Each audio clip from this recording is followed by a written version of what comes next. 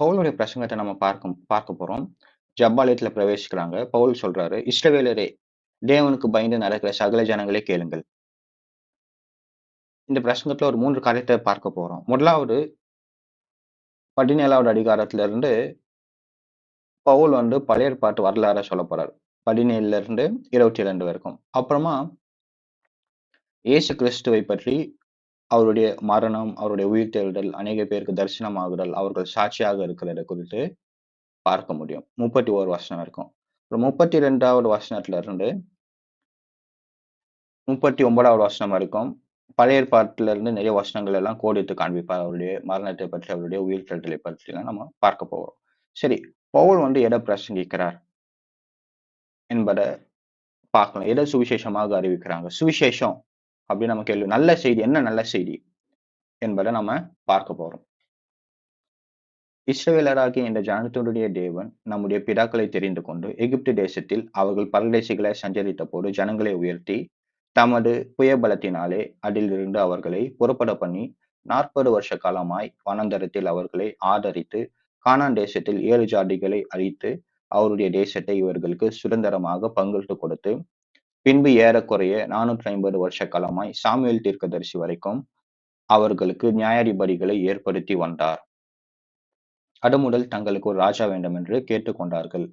அப்படியே தேவன் பென்யமீன் கோத்திரத்தனாகிய கீஷனுடைய குமாரனான சவுலை 40 வருஷ காலமாய் அவர்களுக்கு கொடுத்தார். பின்பு அவர் அவனை தள்ளி தாவீதை அவர்களுக்கு ராஜாவாக ஏற்படுத்தி ஈசாயின் குமாரனாகிய தாவீதை என் இருதயத்துக்கு ஏற்றவனாய்க்க கண்டேன். எனக்கு சித்தமானவைகள் எல்லாம் அவன் செய்வான் என்று அவனை குறித்து சாட்சியம் கொடுத்தார். பழைய ஏற்பாட்டு வரலாற்றை சொல்றார்.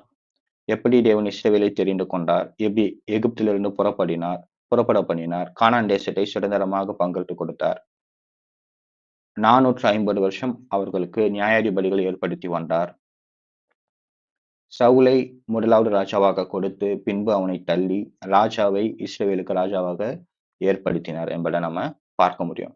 அப்புறம் என்ன சொல்றாங்க? அவனுடைய சந்ததியில் தேவன், தாவீதின் சந்ததியில் தேவன், இயேசு கிறிஸ்துவ பற்றி சொல்ல போறார். தாவீதின் சந்ததியில் தேவன் தம்முடைய வாக்குத்தத்தின்படி இஸ்ரவேலுக்கு இரட்சகராக இயேசுவை எழும்ப பண்ணினார். இவர் வெளிப்படுவதற்கு முன்னே மனம் திரும்புதலுக்கு ஏற்ற ஞானஸ்தானத்தை குறித்து யோவான் இஸ்ரவேல் யாவருக்கும் பிரசங்கித்தான். யோவான் தன் பணிவிடை ஓட்டத்தை நிறைவேற்றுகிற பொழுது, நீங்கள் என்னை யார் என்று நினைக்கிறீர்கள்? நான் அவர் அல்ல.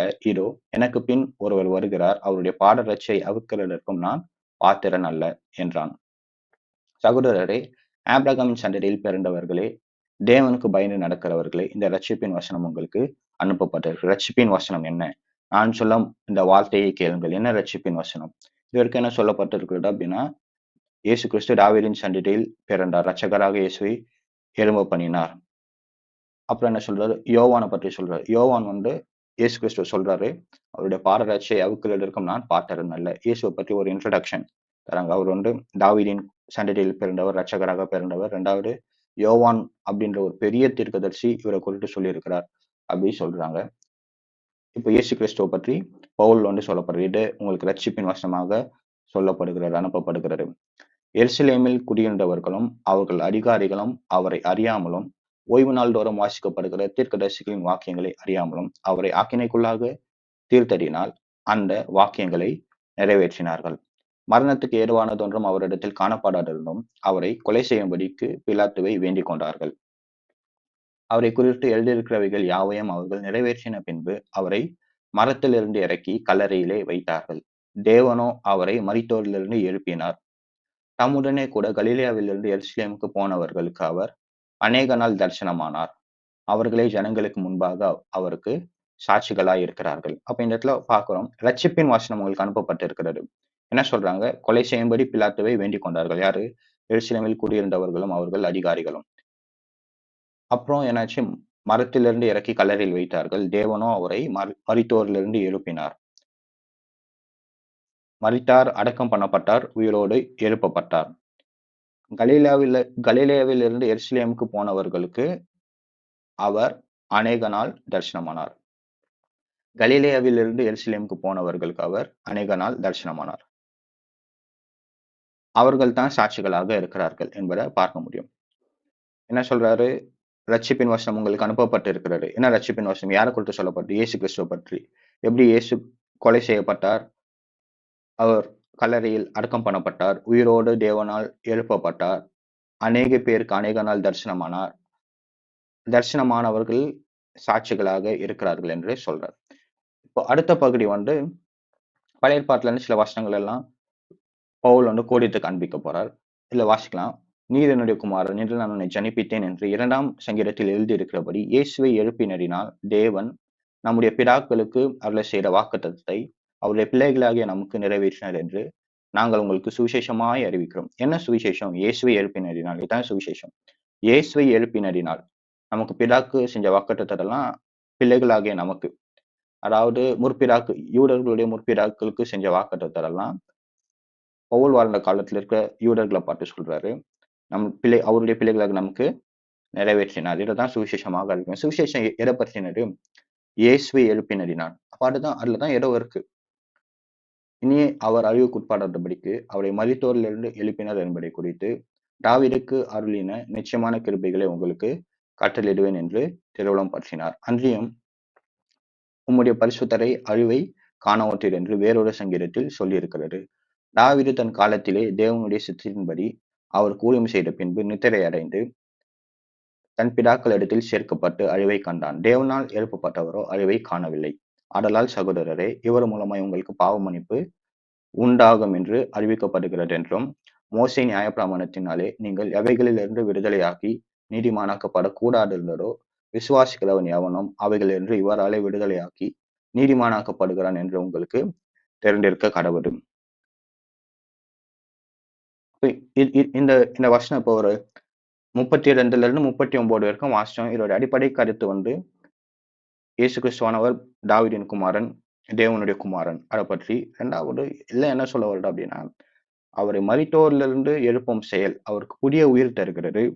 மேலும் அவர் கடவுளின் மகன் என்பதை உறுதிப்படுத்துகிறது. ஜெனிப்பித்தார்.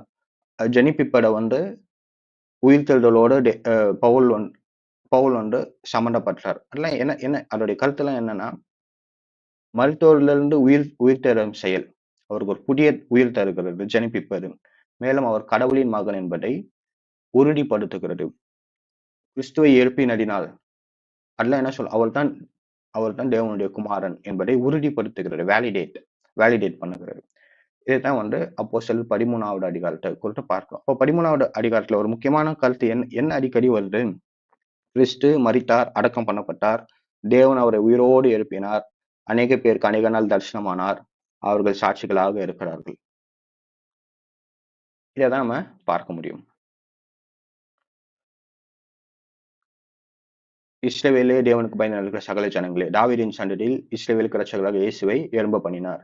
இந்த இரட்சிப்பின் வசனம் உங்களுக்கு அனுப்பப்பட்டிருக்கிறது. இயேசுவை எழுப்பினரினால் வாக்குத்தத்தத்தை நமக்கு நிறைவேற்றினார் என்று நாங்கள் உங்களுக்கு சுவிசேஷமாக அறிவிக்கிறோம். இப்போ அப்போஸ்தலர் 17வது அதிகாரத்துல நடக்கிற ஒரு காரியத்தை பார்க்க போறோம். தெசலோனிக்கே பட்டணத்துக்கு வராங்க. ஜபாலியத்துல பவுல் என்ன கிறிஸ்தாங்கப்படுத்துகிறான்னு பார்க்கலாம்.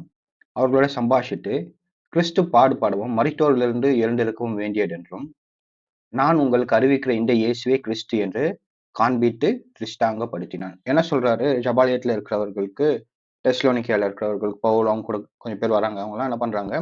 கிறிஸ்து பாடுபடவும் மரித்தோரிலிருந்து எழுந்திருக்கவும் வேண்டியது என்றும், நான் உங்களுக்கு அறிவிக்கிற இந்த இயேசுவே கிறிஸ்து. இல்ல சில பேர் விசுவாசிக்கிறாங்க.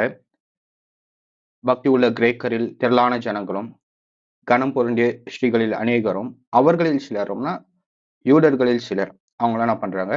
கொஞ்சம் பேர் யூதர்கள் கொஞ்சம் பேர் விசுவாசிக்கிறாங்க. பக்தி உள்ள கிரேக்கரில் திரளான ஜனங்கள் விசுவாசிக்கிறாங்க. விசுவாசியாத யூதர்கள் அவங்க என்ன பண்றாங்க? கூக்குரல் ஏறுறாங்க, கலங்க பண்றாங்க. என்ன சொல்றாங்க? அவங்களுடைய பிரசங்கத்தை குறித்து, பவுலோட பிரசங்கம், அவங்களோட கூட இருக்கிறவங்களோட பிரசங்கள் எல்லாம் என்ன சொல்றாங்க?